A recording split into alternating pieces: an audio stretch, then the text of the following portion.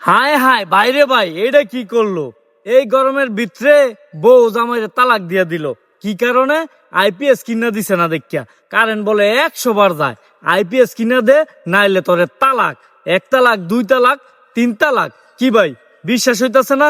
আরে ভাই, এটাই সত্যি। স্ক্রিনে দেওয়া ভিডিওটা আগে দেখেন, খুবই গুরুত্বপূর্ণ একটা ভিডিও, আগে দেখেন। 1 তালাক, 2 তালাক, 3 তালাক। ডিসক্লেমার, এই ভিডিওটি শুধু বিনোদনের জন্য তৈরি করা হয়েছে, কেউ ওটাকে সিরিয়াসলি নেবেন না। ধন্যবাদ। আরে ভাই কোয়েন না, এই যে হেরে একবার সকালে কই একবার বিকালে কই আমার একটা আইপিএস কিনা দিত। হের আইপিএস কিনার ভাই মুরুদ নাই।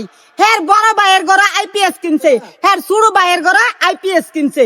হে ক হের বলে মেলের মধ্যে কাজ নাই, হের বলে প্রোডাকশন দিতারে না। তাইলে ভাই আমি কি করবো? এই গরমের যন্ত্রণা মনে আমার জামা কাপড় খুললা সব ফালাইয়া দে, এই অবস্থা। হে আমারে ভাই একটা আইপিএস কিনা দে না। বাড়ি বাড়ি ঘরে ঘরে আইপিএস, কিন্তু হের ঘরে আইপিএস নাই। এই কারণে ভাই হের আমি 3টা তালাক দিছি। তো হের সংসার ভাই আমি কই কি করবো? এই যন্ত্রণা ভাই আর আমি সহ্য করতে পারি না। ভাই জানেন ওই তো গরমটা যে কত প্রচুর গরম।